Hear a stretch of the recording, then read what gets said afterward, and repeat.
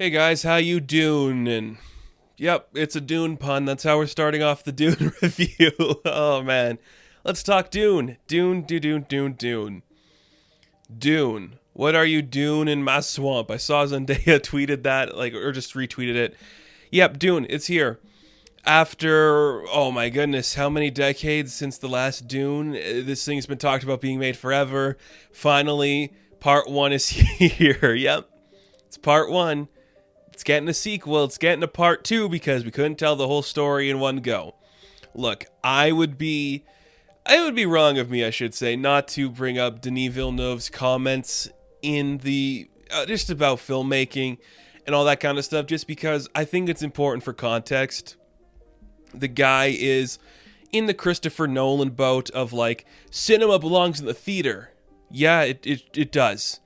It doesn't need to be in the theater. You can watch any film anywhere you want on any device that has the support to watch a movie, and that's okay. I think demanding that you see a theater, especially when we're still dealing with the ramifications of a pandemic, is rude.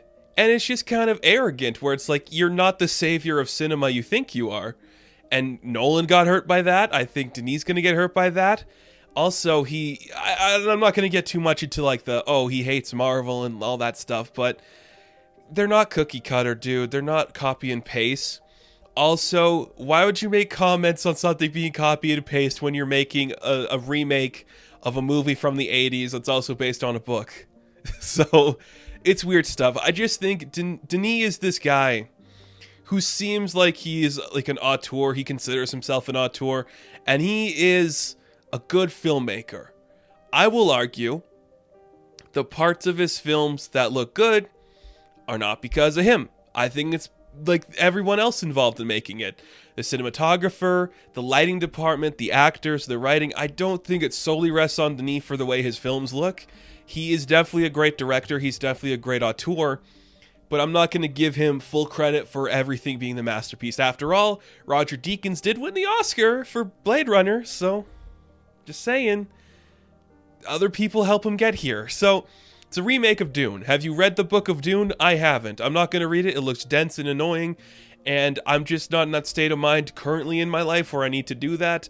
I haven't watched the original film a while ago. I did not like it. And that's not me saying I hate the world of Dune or anything involved in it, because I don't. I think Dune is mature science fiction. I think it's hardcore, in-depth, dense science fiction, and there's an audience for that. And I happen to be somebody who enjoys that stuff. I do like my, just samurai-inspired hidden fortress bullshit that's Star Wars. I also like my, hey, give me a bunch of houses warring for the planet's control over a drug of spice to make their ships go faster, and like the politics behind that crap and the people on the planet fighting that. That's fun. And that's cool. And I don't think this Dune movie is bad. I do think there's some good qualities in here. But it's just a lot. It's trying to do so much. And I think you feel that from the beginning, where it's just like we spend a lot of time in this part of the story, and then it just kind of like jumps towards like the last 40 minutes to like this new thing completely.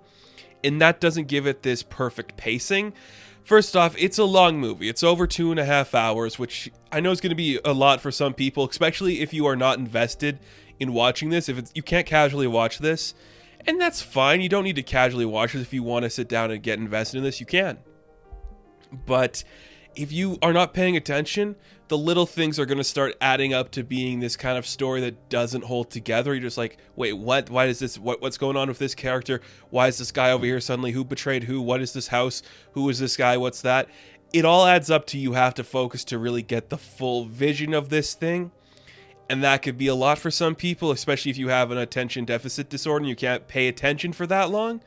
It's a lot to deal with. And that's okay. Like, you don't have to watch this one, I think this is a skippable movie, unless you're, like, invested in this. I wouldn't say it's mandatory film watching. But it looks great, like, the cinematography and just the wide shots and the scope of the thing. Denis would not shut up about the scope of this thing. And yeah, it's big. It looks great. The ships are huge. The sound makes it all that bigger. The sound editing and mixing on this is really well done. It just adds to, like, the tremendous nature of everything, where it's just these big landscapes and these big sweeping motions of these ships. You feel the weight of everything happening. at every moment. And that is a really cool thing to see that really works for this movie. I think it's really nice to just have that go on in here because the scope is something that's important. This is hardcore science fiction. We want big sweeping moments and personal character moments. And I think we get both of those in spades. There's a lot of characters in here. Let's talk about them all for a little bit. Timothée Chalamet is our lead. He's pretty good. He's doing Timothée Chalamet as Timothée Chalamet, which is, it's good. If you like Timothy, you'll like him in this. He's the least of this movie's problems, and he's not the worst actor in it, and he does a good job. I like him a lot.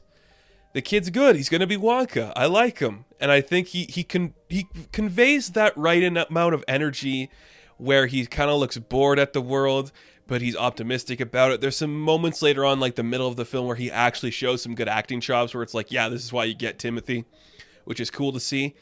I do like Zendaya. I will say, if you're going into this for Zendaya, she's not of central focus.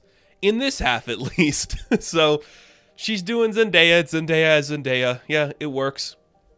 You know, I love Oscar Isaac. He does a great job being that commanding presence. Not his best work, but I still think, yeah, this is a good guy to get in here. Again, same with Josh Brolin, where I'm just like, yeah, get him to be the gruff guy. You buy it. One of my favorite things about this film, actually, is like the tallest person in it, Zendaya. She's like the only person here who looks tall. That's kind of cool to see. So, that's great. Jason Momoa being Jason Momoa. Again, that's Duncan Idaho. It's just that, like, hoorah energy kind of guy. So you get Jason. Of course you do. Who else would you get? Javier Bardem? Yep. Works for me. He's not doing much, but he's in here, and it works for the most part. I don't have any complaints about that. The cast is pretty good. I do think the standout to me is Rebecca Ferguson, just because she is given enough to do where I'm like, this is a complex emotion. You are dealing with a lot more than I think any character in this story. You have the most history, the most interest in this world, and you are just killing it as being quiet and stoic, being loud and aggressive, as just portraying every sense of emotion. Rebecca Ferguson was the best actor in the film for me. I think she just did incredible, and she made it work very well. And it was just great to see her. Stellan Skarsgård does, the big boy, and it's a scary big boy. That's a good Skarsgård moment, I gotta say. Letting him be the floaty freak in there, that's cool. But yeah, I mean, that's when it'd be like, oh, that's different than what we've seen elsewhere, because that kind of adds like the more, sci-fi element to it, but whatever. It's fine. Batista, yep, he's good. David Desmalchin's in it for a little bit. Cool. Fun. It's good cast. It's a very strong cast with some great characters. The strongest is still Rebecca Ferguson, though, but I liked it. I think it was good. The costume designs look great. I love the costumes they use for every scene. They do look a little goofy at times, kind of Prometheus and xenomorphy, but hey, that's some old school science fiction too, so I can get behind that looking similar to other old school science fiction. Very fun. The fighting is pleasant. It's not a big part of the story, but it actually looks pleasant and kind of fun. I do think the stronger side of things was the political intrigue, just because having, Oscar Isaac's character in particular, taking we were set up to fail in this world, so this sucks. I think that's cool. And that's some more interesting stuff than just like now we have to do the combat trial to prove that you're one of us, or like, hey, let's just have an intense sword fight while we wear these wrist things that don't really hurt us until they do. What is the point of those then? This is something I'm just like, what is the point of having like the shields that only block certain things but let other things hit you?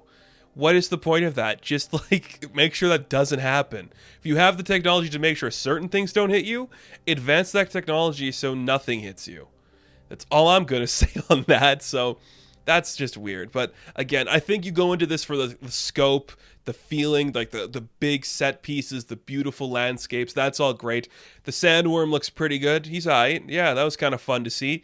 Not a lot to it. You don't see a lot of it, but because we're doing a sequel, and of course it's getting a sequel because there's no ending to this movie. This movie just stops, and then sequel coming. Stay tuned, hopefully. That kind of sucks. That actually did kind of like, yeah, of course. Like, yeah, we can't just tell one story and one thing anymore. We have to make it a whole thing. And that kind of sucks, but it's an auteur making a thing. It's a great cast of characters willing to commit to this role. And I can't complain about that. When you have all the right pieces in motion, it's not a bad film, even though I don't personally like some of the comments that the director made or personally think he's as brilliant as he thinks he is. I can't argue with the results. Sometimes being pretentious does work out for you, and I think Dune is the rare case where everything that is dense and thick about this story turns it into a beautiful movie. I just don't think everything translates well to screen because it's a different medium than the book it was written as, but I can't complain because we got great actors doing great acting work, we got beautiful landscapes and cinematography, the film looks great, it looks like a film, and that's cool to say. So Dune worked. It's not a bad film at all. It's long, it can get kind of slow at times, and there's going to be moments where you're like, let's wrap this up, or like, I don't get what's going on here, why are we spending so much time in this one scene? Why are we spending so much time with this character? But that's pretty much every movie nowadays that's over 2 hours. Why do we need movies over 2 hours? Say what you will about Venom, I know I have, but it was 90 minutes and it told its story. So, cool. Congrats on that. Oh, Dune. Oh, Dune. So, yeah, Dune Part 1, because I guess that's where we're at right now. I'm going to give an 8 out of 10. Now, thank you guys for watching this review. Be sure to like and subscribe to the channel. As always, you can check me out on Instagram, TikTok, and Twitter. And I will catch you in the next one. Have fun. Stay safe. Good Duning out there. Dune. Sting was in the first Dune movie.